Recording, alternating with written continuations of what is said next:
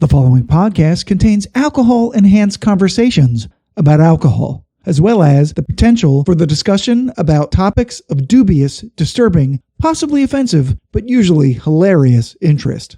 The opinions stated herein are solely of the persons making them, and any endorsement of these opinions by any other party is not implied. Foul language is likely, but intolerant viewpoints are not. Listener intoxication is advised.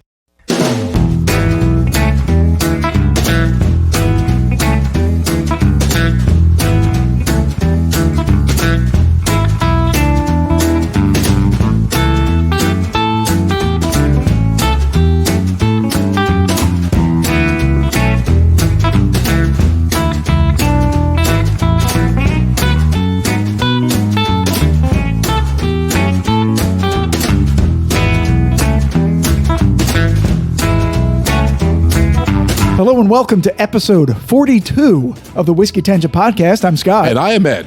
And today, instead of highlighting similar whiskeys from different brands, we're going to focus on the whiskeys of a single brand, one with roots that date back almost 270 years to before the American Revolution, that we actually mentioned on our very first podcast. Inappropriately. But to which we've given very little airtime since. Yes. And that brand is Michter's. Go ahead, Ed, say it. Well, it's Michter's. Right. But I originally pronounced it as Michter's. That's right. And then I was corrected the first episode 3 times by Scott, maybe 4. Yeah. That it's Michter's. Yeah, maybe I'll drop that in right here. So I have... Right, we'll wait for it. Here it is. Drink. Right. I did a flight of Michter's. I never really had sampled the Michter's? Michter's, yeah, thank you. Michter's. Michter's? Michter's? Michter's. Yes, Michter's. I'm putting in a TH sound. You're putting a sh in it. I'm shh. You're Michter's. And I got to try 4 different... 4 different what? Michter's. Yeah, Michter's. I had 4 different Michter's for the Michter's. Michter's, yeah.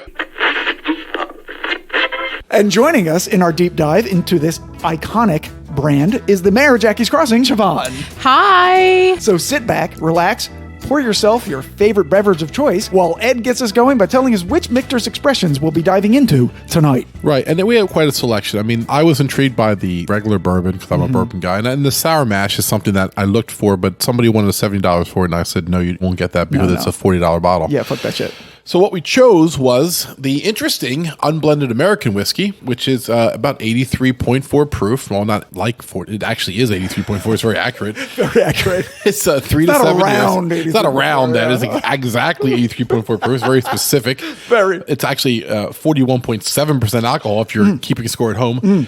And it's aged for about 3 to 7 years, which is a weird range, which Scott will explain to you in a little bit. Yes. And then we got the single barrel rye because Scott went shopping instead of me because I would have got the bourbon and he got the rye. So there we are. It's true. And I saw the barrel strength for $1.99 and I said no.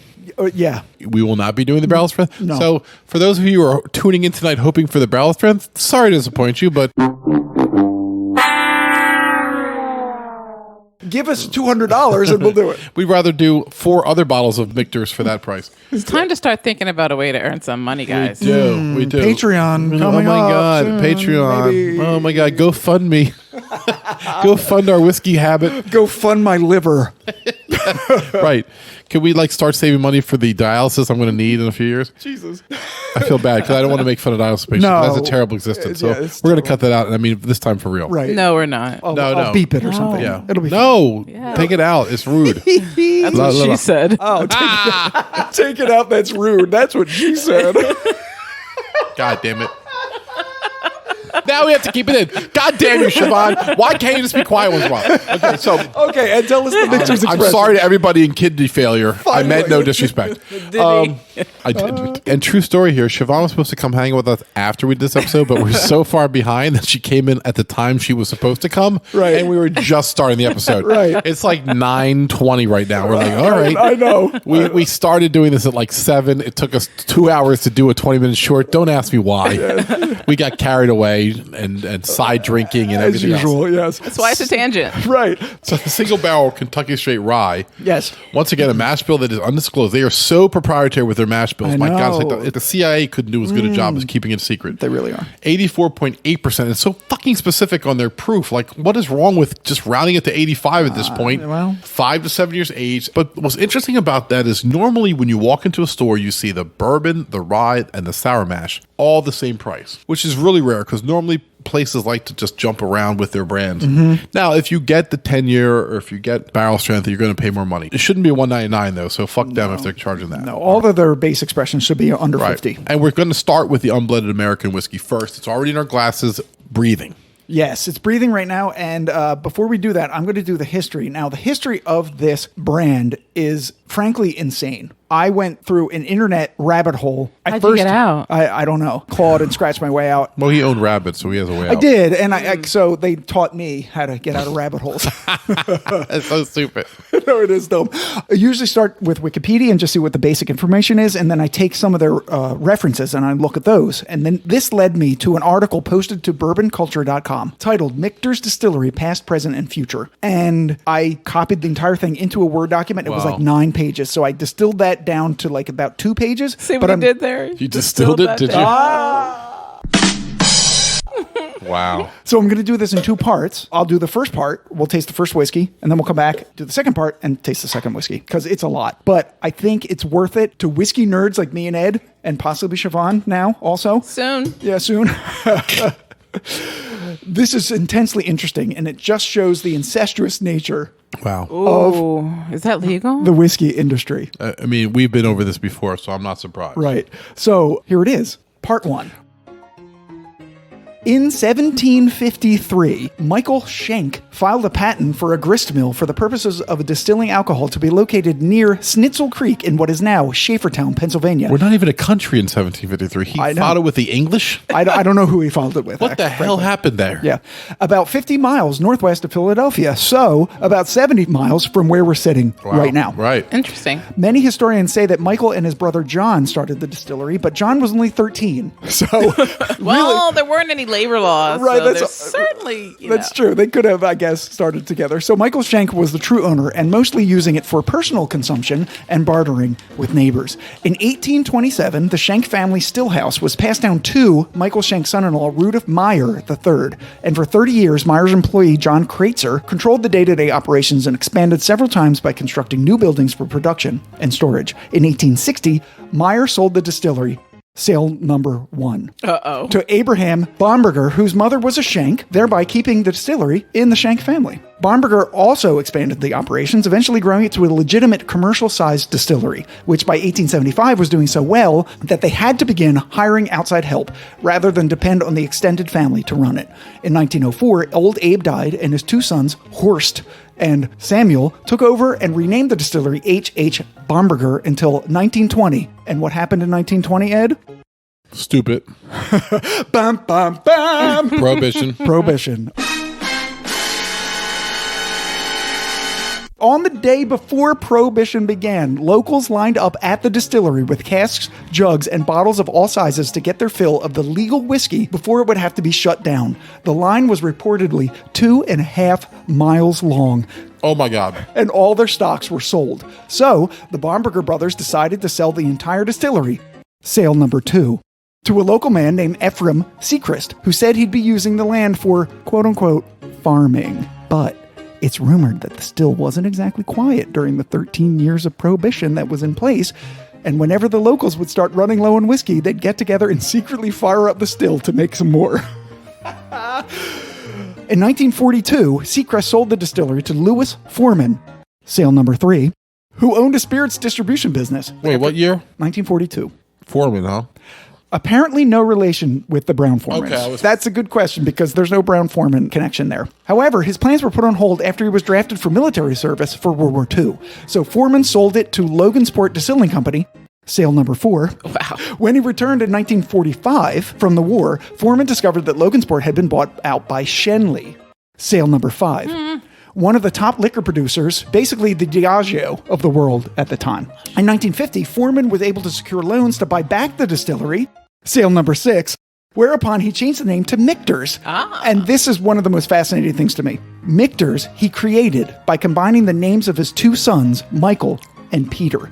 Wow. Are you kidding me? No. So it's not anyone's last name. It's the first 4 letters of Michael and the last 3 letters of Peter. That's Michter's. Wow. Then one day, after surveying the distillery grounds, Foreman found a recipe in the attic of one of the buildings which detailed the style of whiskey that used to be produced there. Foreman asked his new master distiller, Charles Everett Beam. What? I told you. Shut your mouth. I told you this is an amazing story. What year is this? This is in the early 1950s. Charles Everett Beam was the son of Joseph Beam, second cousin to Jim Beam, and one of 6 Beam brothers to head up distilleries in Kentucky at that time. Oh my God. To recreate the recipe, Foreman wanted this whiskey to be aged 6 years before releasing it, but when the time came to bottle, a national recession and waning popularity of whiskey caused a glut, and nobody was making much profit. So in 1970, drowning in debt and having too much inventory, Foreman sold the distillery again to spirits conglomerate Penco, sale number 7. In 1972, Charles Everett Beam retired, succeeded by his apprentice Dick Stoll, but as the whiskey glut continued to grow, so did Penco's financial troubles, and they foreclosed on the Schaeferstown Distillery in 1974. But good old Lewis Foreman returned, and together with some local businessmen, bought the distillery once again. Sale number 8. Wow. Still, the reality of downward trending whiskey sales remained, but one of the few bright spots was the success that some distilleries were having by bottling their own whiskeys in collectible decanters. So Michter's decided that they would follow suit. In 1976, as the nation prepared for the bicentennial, they began releasing decanters with various iconographic American images. And it was during this time that they also began claiming that the whiskey that had been made on the same grounds by the Schenck family 200 years prior may have been enjoyed by George Washington's soldiers at Valley Forge, which is only 20 miles away. Wow. And they changed their logo to read the whiskey that warmed the revolution.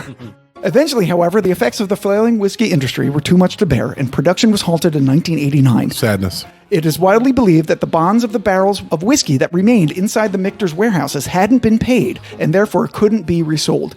Federal agents gutted the entire facility of any remaining whiskey, dumping the barrels into tanker trucks and smashing any existing bottles. Oh, you my God. How is that possible in 1989, you horse? The tanker truck then drove to the facility in New Jersey that processed it into ethanol for fuel. You are bastards. Oh my God. I hope you rot in hell, whoever did that. Jersey, represent. My God, you had 30-year fucking bourbon. You just dumped it in the fucking Fucking Jersey, dude. A fucking Jersey, bitch. Oh my God. I know, right? And thus came to an end the story of the original Michter's distillery in Pennsylvania. However, less than a decade later, the modern Michter's would rise again, and I'll talk about that later in part 2. All right, so we're looking at the unblended American whiskey. Yes. It first came to the market in 2003. It's widely believed to be closely related to the concept used for early times, where a portion of the whiskey is aged in used barrels and then mixed with the actual bourbon. So the reason this is an American whiskey, it isn't because the mash bill isn't a bourbon mash bill, but it is aged in used barrels and not new American oak barrels. And that's against the rules. Right. Yeah. It's 80% bourbon with 20% whiskey aged in used barrels for 3 years, but the Michter's formula is undisclosed. Many believe that the additional coloring and flavoring are added in, which is actually perfectly legal to do as long as you don't try to label it a bourbon. They don't say they do, but then again, they don't say they don't. However, the word Sounds like a lot of Jersey talk there. However, the word unblended in the name means that at the very least, no neutral grain spirits have been mixed in. So it is a traditional bourbon mash. Right. The first batches of unblended American whiskey were likely the result of a bulk whiskey purchase from Bulleit, with production and bottling later moving to Brown-Forman's Early Times Distillery. But sometime in 2020, the unblended whiskey began being produced entirely in-house after the sale of the Early Times brand to Sazerac. Vampires. Reported by me as possibly being vampires. Again, this is an 83.4. 83 is kind of low, but we'll see. Yeah. All right, so first the nose. It has a great nose, actually. It really does. It's nice and calm. Once again, corn and molasses on the nose. Okay. Definitely like a maple aftertaste. There's a fruity nose. Maybe like a burnt sugar. Burnt sugar, Yeah. Yep. It's a wonderful nose. Almost even light cherry scent. Like buttery caramel. buttery caramel. Butterscotch. Yep, all of that. I mean, honestly, this is a wonderful nose. And once again, one thing we've learned is bland noses don't mean that the whiskey won't taste good. We've had a lot of delicious whiskeys with a terrible nose. You only have to go to the Larceny barrel proof that comes out next week. Right. That we already recorded to tell you that the nose was nothing special and the taste was very special. Oh, my God. But this nose is exceptional. So let's give it a taste and see where it kind of falls with the nose. Yeah. Interesting.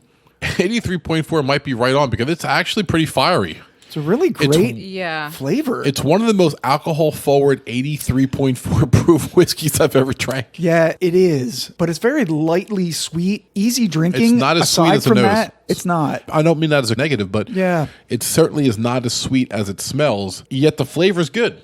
I mean... What are you tasting on the palate? And then I'll tell you what you're supposed to taste. Oh, damn.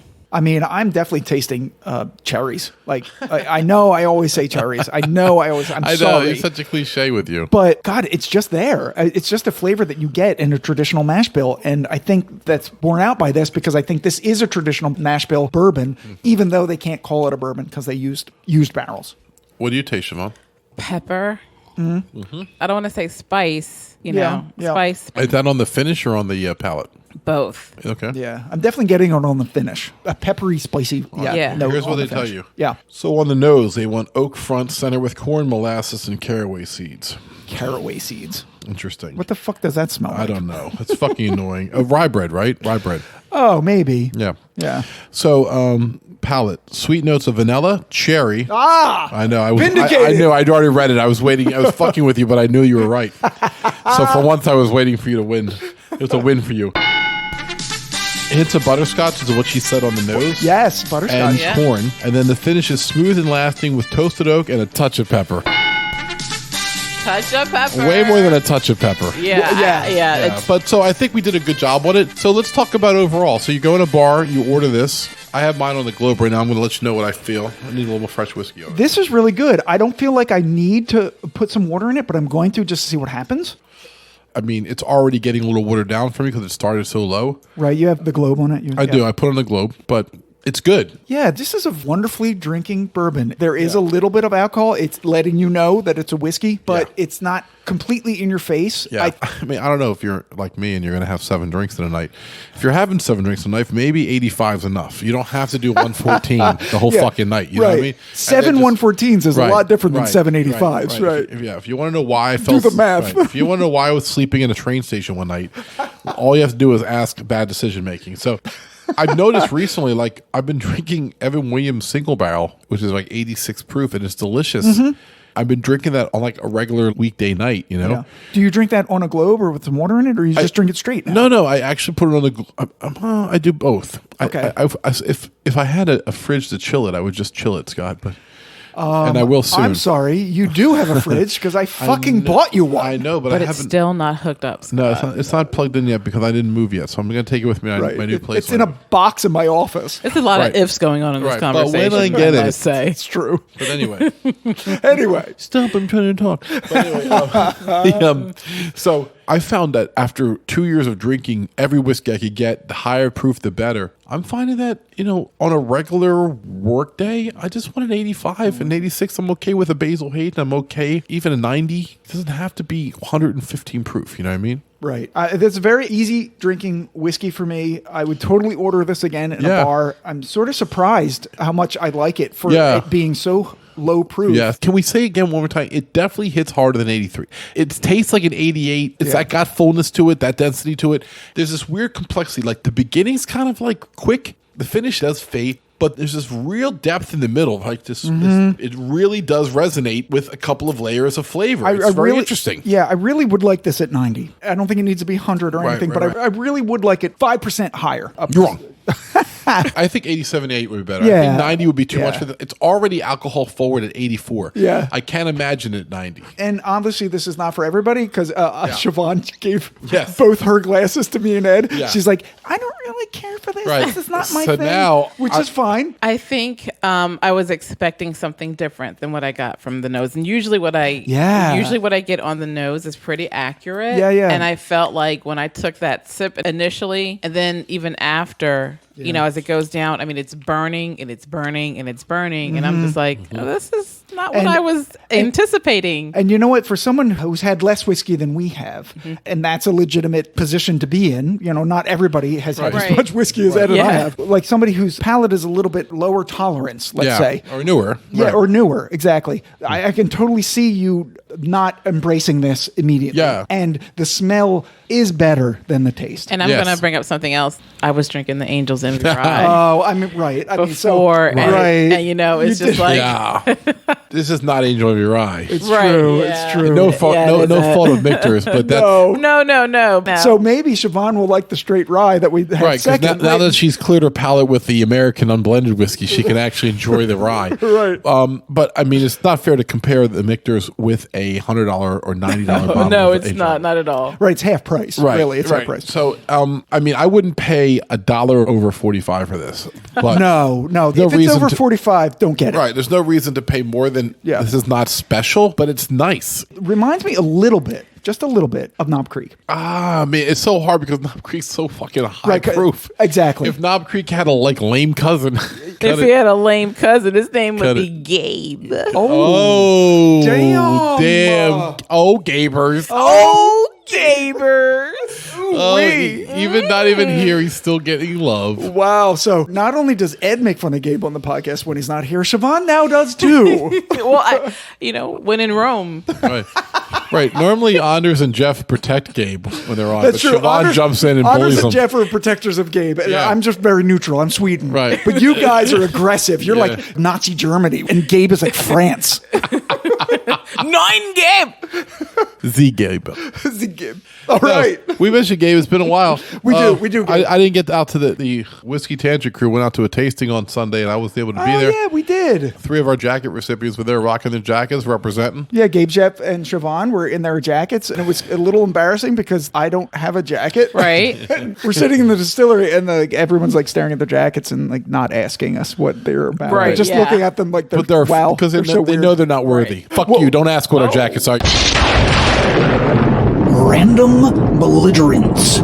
Fine. Don't ask about our jackets. Edition. We'll put the picture on our Instagram for this episode. Yes, yeah, we will. Unless, of course, you can't find that photo. No, I have it. I have 4 photos. Unless you can't find that photo. You nixed 2 of them. I sent the photo to you, Shavonne. You had the photo. She doesn't like half the photos I took. don't like my photos. Well, we'll pick one that you like and you'll post it. Or we'll cut off you. I can do that. All right, or we'll just Photoshop Beyonce in a red jacket and stick her in there.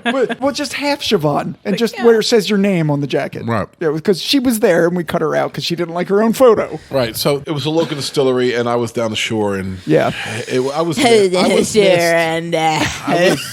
was missed. There's a little bit of animosity. A little animosity involved for me not being there. It was a Whiskey Tangent event, and I missed it. So you certainly did. I did a lot of Ed's work. Yeah, she was networking for me at the distillery. Yeah, because Ed's our ambassador out in the world, and I am, like, as I said to Shavonne, I'm genetically incapable of self-promotion. Right. So now I have more duties, which means there should be more pay and more whiskey. I will double your pay right now. Well, we don't pay ourselves, so she's definitely. We'll give you more whiskey. I will pay you. Right. Agreed. Problem is, like a year ago, she would take a bottle of Bulleit rye. Now it's a Bull of Angel Envy rye. Like so. Exponentially, our costs keep going up, and yet we have no sponsors yet. This is all your fault, guys. I know we are the bigger fan of whiskey that she becomes under our tutelage. Right. The more we have to pay. Right. 2 years from now, she'll be at the Boss Hogg level of compensation. I want Boss Hogg, damn it! Until I get a $450 bottle in my hand right now. Right. Your Instagram just got quiet, bitches. Posting a photo of an upside down Boss Hogg bottle. I'm out, bros. I'm out. I'm like, Shavonne, did Distillery contact us? Oh, you want me to respond to that? Oh, maybe you didn't notice my liquor cabinet's empty. All right, so that's it. We're going to take a break now. We're going to pour the straight Kentucky single barrel rye and then go through the second part of the history.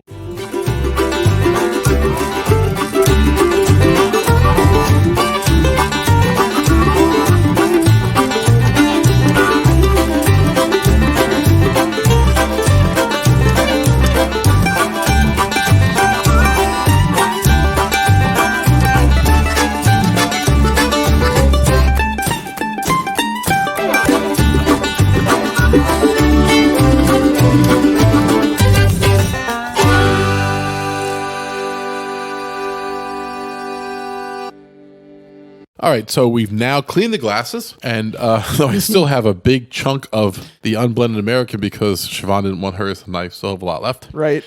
So the history part 2, the modern Michters, because when we left off in part 1, Michters in Pennsylvania had been shuttered. So it picks back up in January of 1996, where David Beam, Mother Beam, the grandnephew of Jim Beam, brother of Baker Beam, and master distiller for Jim Beam Distillery for 37 years, was approached by a friend about the grounds in Pennsylvania that she had just purchased at an auction, asking if he would inspect the property. When he did, he was amazed to find one of the pot stills intact and in good condition. Wanting to retain a piece of whiskey history, David formulated a plan to move it back home to Kentucky. Assembling a small team of conspirators, including his 3 sons, as well as Larry Walker of Heaven Hill and Donnie Ritchie of Jim Beam, they drove 730 miles to Schaefferstown, Pennsylvania, with a couple of flatbed trucks and a cherry picker. Together with some local Mennonite farmers, they lifted the 1-ton copper pot still and various other components through the roof of the building onto the back of the truck beds. Jesus. Driving back to Bardstown, Kentucky, where he stored everything in his garage. What the hell is that? Right. That's insanity. Right. At the same time, 2 men from New York City were plotting to resurrect the defunct Michter's brand. Joseph J. Magliocco and Richard Newman. Magliocco, who had entered the wine and spirits industry after attending Yale College and graduating from Harvard Law School, was intimately... Wow, look at you, Mr. Overachiever. Right. Was intimately familiar with the Michter's brand through his college days spent drinking and bartending. And as the founder of Chatham Imports Incorporated of Manhattan, Magliocco was looking to add a premium rye to his spirits portfolio. Newman, meanwhile, had followed up his Purple Heart earning service in the U.S. Marine Corps with an illustrious career in the whiskey business, personally overseeing the brands of Old Grandad, Old Crow, and Old Taylor for national distillers before becoming president and CEO of Austin Nichols, the original brand creator and rectifier of Wild Turkey. All right, I'm with you. He owes us a penance for Old Crow. Shame on you. But Old Grandad and Wild Turkey, right? They're iconic. I don't know why Old Crows existed. I don't either. So, after filing the paperwork to purchase the abandoned Michter's trademark for a mere $243. We could have done that. We could have done that. The 3 of us could have done that on a fucking weekend. We can get that now. Right. Exactly. Edge, Shavonne, and Scott. Oh, right. Hell yeah. Technically, sale number 9. Let's just say right now, technically. Chatham Imports was suddenly the new owner of one of the oldest whiskey labels in the industry, after which they made their first major strategic decision to base their new company in Kentucky, ensuring access to the best whiskey talent and resources available. Sure. And using those resources, they quickly got to work finding whiskey that they could release under the Michter's name, eventually settling on the barrels of rye whiskey and bourbon that had been produced and aged at United Distillers in Louisville. It was also around this time that they established a relationship with Julian Van Winkle III, Pappy's grandson. Shut your mouth. I told you this was crazy. Where is he at? He's at Beam? No. So Julian Van Winkle III, Pappy's grandson, who was running his business out of Lawrenceburg, Kentucky, and in 2000 agreed to bottle the barrels that they had purchased. Wow. So he's bottling for them. So between 2000 and 2002, Michter's 10-year rye and 10-year bourbon were sourced from United Distillers and bottled at the Van Winkle facility. However, after securing a deal with Buffalo Trace to partner with his bourbon brand, Julian Van Winkle III told Michter's that he could no longer bottle their whiskey, but that he had a friend in Bardstown, Kentucky who could help him out. That friend's name was Evan Coulsveen, the owner of Kentucky Bourbon Distillers, a.k.a. KBD, a.k.a. Willett. Oh my God, don't tell me. Willett is rearing its ugly head again. Willett's involved, right? Everybody's fucking involved. An incestual relationship. I know, isn't it crazy? So at the time, Willett didn't distill their own stuff yet. This was around 2000. They sourced not only well-aged bourbon and rye from other distillers, but also much younger and cheaper whiskey in bulk from distillers that had too much on hand. So together, the teams from KBD and Michter's hatched a new idea to expand the Michter's line. In early 2003, Michter's Unblended American Whiskey, which we just tasted, and Michter's Single Barrel Straight Rye, which we're about to taste, were born. This was 2003, bottled in new glass shape along with labels that resembled the same ones that you can find today. Right. In 2004, Michter's also entered into an agreement with an undisclosed Kentucky distillery to produce whiskey for them for a few days out of each year, later confirmed to be Brown-Forman's early time distillery. Yeah, I think it was actually distilled with unicorn tears and virgin blood. As you do. Yeah, I mean, because I get a lot of money for that stuff. Oh. She must own a unicorn because I don't know what the fuck she's talking about virgin blood. I killed those too. So. Oh, shit. Shavonne, unicorn killer. Or virgins tied up in your closets, maybe waiting for. We're going to take a break. We're going to go to Shavonne to see the virgins. We're going to milk a virgin. We'll be right back. The recipes, yeast, and barrel entry proof for their lines of whiskey were all specified by Michter's and then put into barrels, which were some of the most expensive in the business due to their insistence that the wood be seasoned anywhere between 18 and 36 months. Wow. Almost unheard of amount of time considering that most distillers use wood seasoned for just 3 to 6 months. They also specified that their barrels were to be toasted prior to being charred. Strangely though, Michter's does not use one set char level. Rather, they use a mixture of barrel char number 2 all the way to char number 4. But not dragon char, because that's not Not a real dragon thing. char, because it's not a thing. And we made that up. Right, we made that up. After coming off the still at 138 proof, the whiskey is also proofed down to 103 Insanity. before being put in the barrel, which of course requires even more barrels. Finally, they were aged in Brown-Forman's heat-cycled warehouses until they were ready. However, with the whiskey industry now coming out of its long dormancy, the ink wasn't even dry on the Brown-Forman contract before Magliocco saw the writing on the wall. In order to stay competitive in the about-to-boom whiskey marketplace, Michter's needed to build their own distillery, and fast.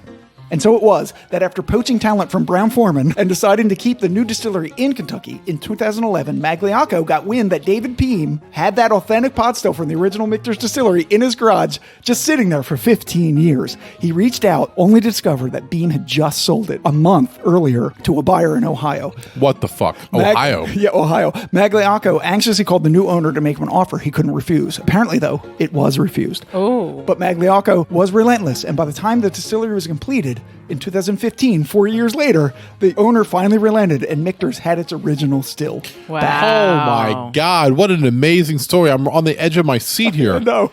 And so today, after many expansions and staff additions, the modern Michter's distillery now ages and bottles their own juice. Their core US 1 lineup consists of 4 whiskeys, the previously mentioned single barrel rye and American whiskey that we have tonight, plus a bourbon and a sour mash. They also have 10, 20, 25-year limited releases, a single barrel, barrel proof, and toasted barrel expressions as well. So no longer do they need to depend on their Brown-Forman produced whiskey for consistent products year after year.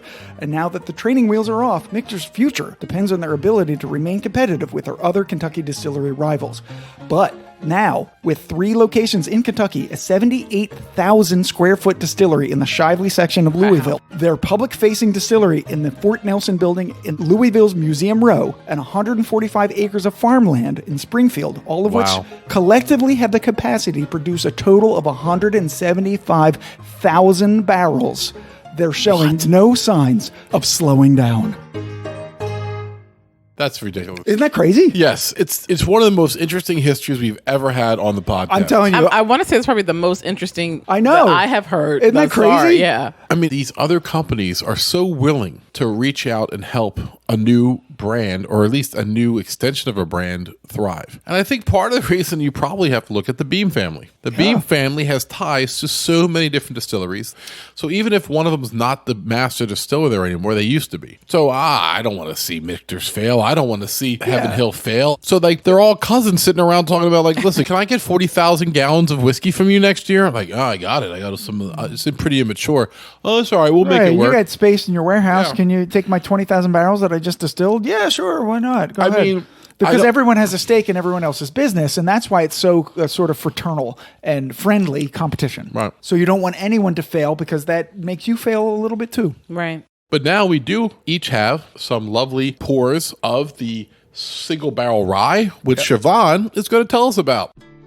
Released in 2003 along with the Unblended American whiskey, it was likely youngish rye whiskey that KBD bought in bulk from Old Forester, who was already producing a rye whiskey for Heaven Hill. Although it doesn't wear an age statement, early barrels were thought to be around 4 years old, while modern barrels are said to be anywhere from 5 to 7 years old. Just like the Unblended American whiskey, this whiskey was likely bottled at the Early Times plant shortly after the 2004 contract agreement.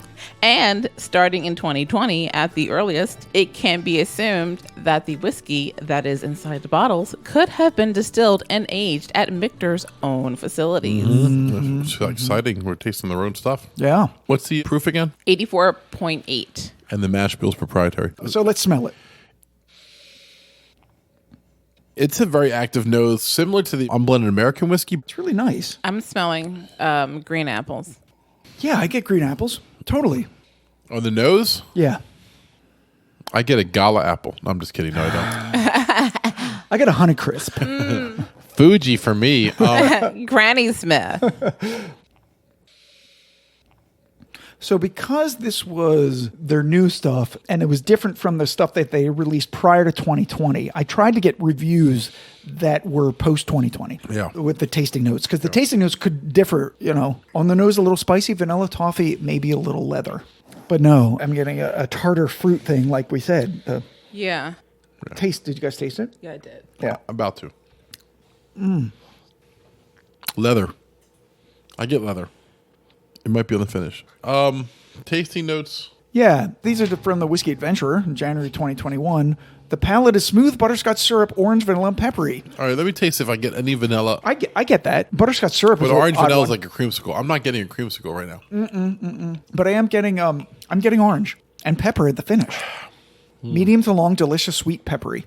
That's the finish. The unblended American whiskey was toasted oak and a touch of pepper. So this is long, delicious, sweet, peppery. Interestingly, the American whiskey was much more oak forward. And this, I don't really taste a lot of oak. If I was going to the store tomorrow, I'd buy this over the American. Yeah. What do you think, Shavonne? I'm sort of torn. Yeah, Shavonne refused both of them. She doesn't like either. It's just that I'm smelling everything that would make this a nice, smooth whiskey, and it's disappointing me, and it's just like biting me, and it's almost like I took a ride with a snake, and then it bit me, and it's like, bitch, I'm a snake.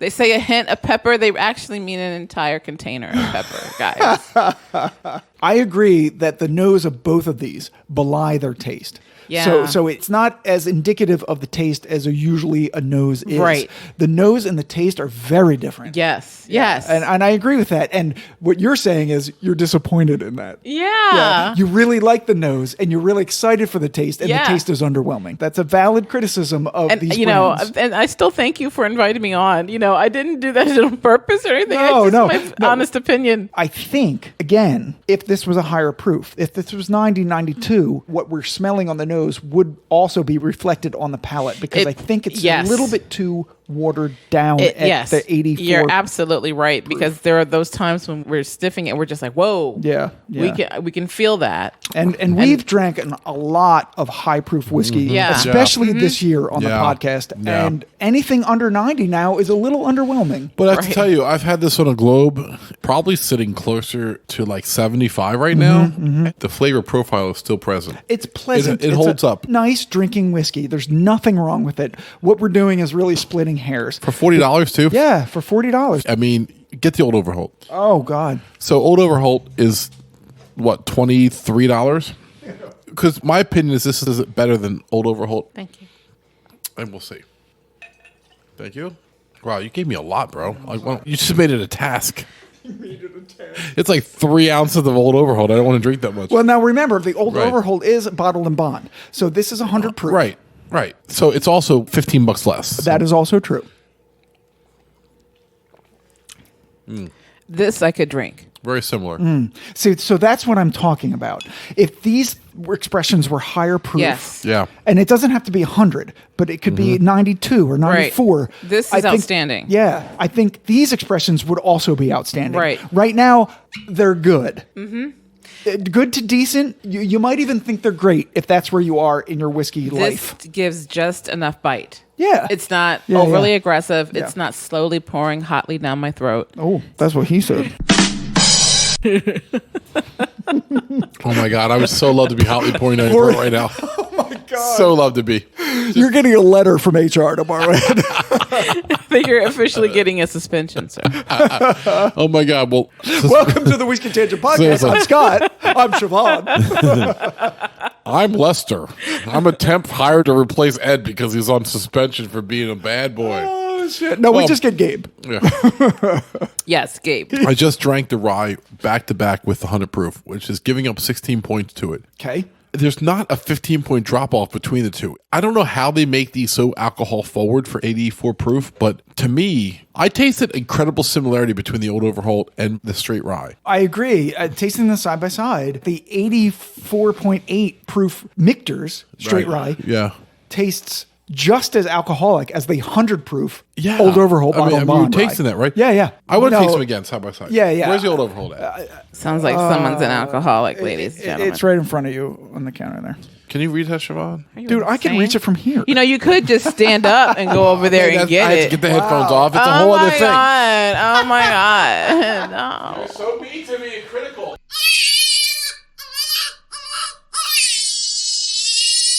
We don't have a lot left. Just drink it out of the bottle, for God's sake. Yeah, just suck it down. Ed's got to suck me down before anything goes on. I'll put the 6 to your 9.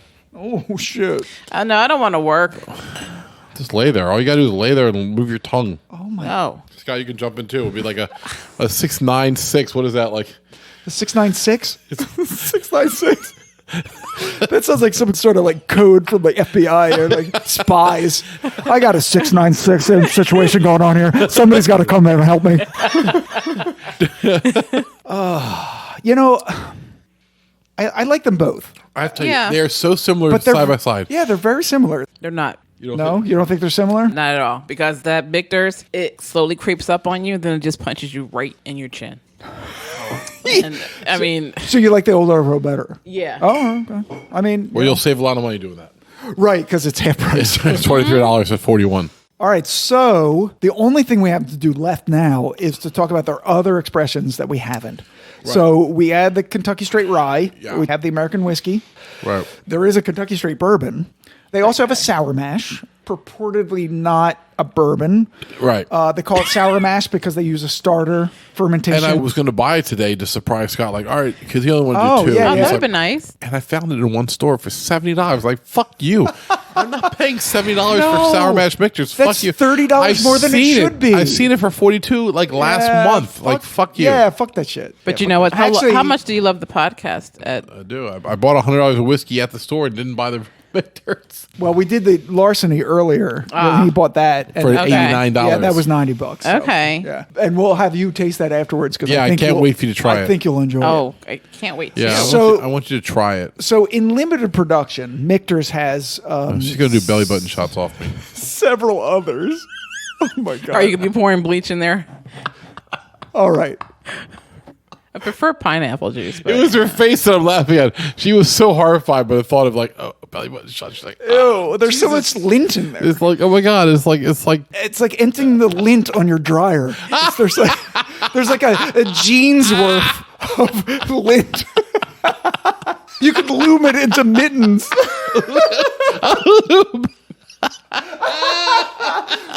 Anyway, Michter's other expressions. Michter's other expressions. So they have a 10-year Kentucky Straight Rye.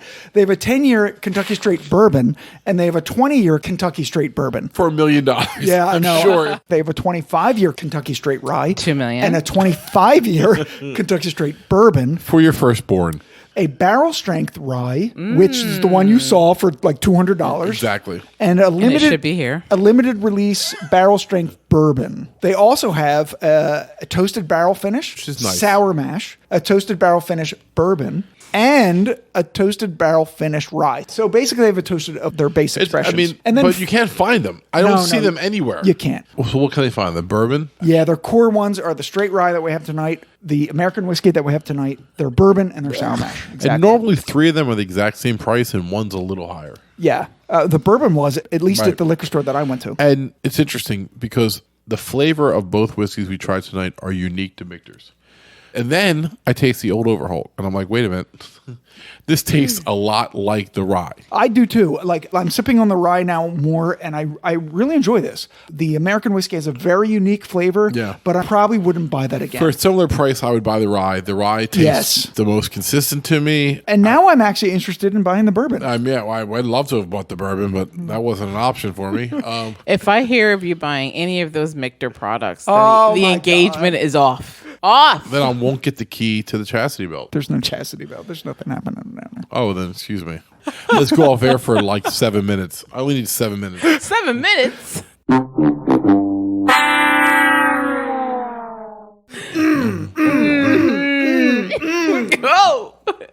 Ed. Take us out. Well, first of all, we would have done this sooner, Michters, if you would have sent us free bottles. True, and we could have had all of the samples. Right. We could have had the bourbon. We could have had. You could have probably the changed sour my mash. mind. We could have done an unboxing video. Right. But you yeah. but you're too good for us, Michters. But we eventually came back around and decided to do you. So doing you, we found that the rye is reminiscent to some of us of the old Overholt, but for people who enjoy a lower proof like Basil Hayden or like Jack Daniels or the ones that are in their 80s, these have a little more complexity than those two, I think. Yeah, these are very approachable for new bourbon drinkers. Yeah, so, but they're not sweet. They're not candy notes. This is why we haven't experienced them before, because they do represent a strange niche in the whiskey industry. Yeah. They're not sweet, caramely, vanilla expressions that you might be attracted to as an early bourbon drinker, but they're lower proof to where an early bourbon drinker might want to be. Right. So it might be the second stage. Like you drank your Basil Hayden and now you want to go to something more complex. Yeah. But you haven't gone all the way up to the elite Angel Envy Rye. I think this is really in Scott's wheelhouse. You're right, because my only criticism of these is really that the proof is too low. Right, but you like to drink it neat anyway. So yes. So like I feel like with Scott, he drinks the Angel Envy at 100 proof. And then he drinks some Bulleit Rye in Manhattan. And then at the end of the night, when he's like, all right, I shouldn't have any more, but what should I have? Okay, an 84 proof Michter's. All right, I'll have one more of them. So he'll keep a bottle of Michter's Rye just for that reason. Right, and I'll drink it and go, this tastes like a headache tomorrow. Right. This tastes like I'm making a bad decision. Shavonne, put your top on. Put your top on. Or off. As if it's already off? Is that what you're saying? Yeah. As soon as I come in, when Ed's not here, it's just tits galore. Right. It's like Drew Barrymore on David Letterman's birthday. It's Naked Thursdays. It's Scott's. I tell you, we talk a lot. I will definitely see.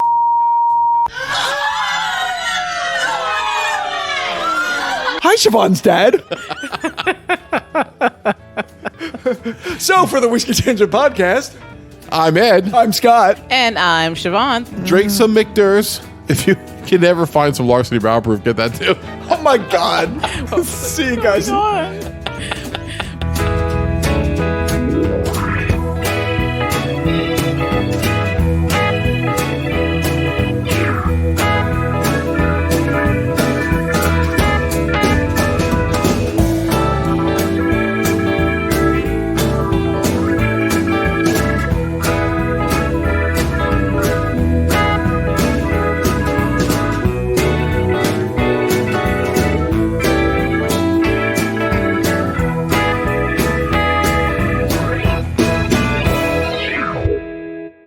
If you enjoyed this podcast episode, be sure to check out our next episode, which is way better than this one. Oh, yeah. Also, follow and like our Facebook page at facebook.com/Whiskey Tangent. And follow us on Twitter at Whiskey Tangent. You can follow me personally at That Whiskey Guy. And follow Scott at Giant Cup of Awesome, spelled AWSUM, just to be annoying. Hey. You can email us any questions, comments, or love at whiskeytangent@gmail.com. And of course, you can find us always at our podcast website, whiskeytangent.podbean.com.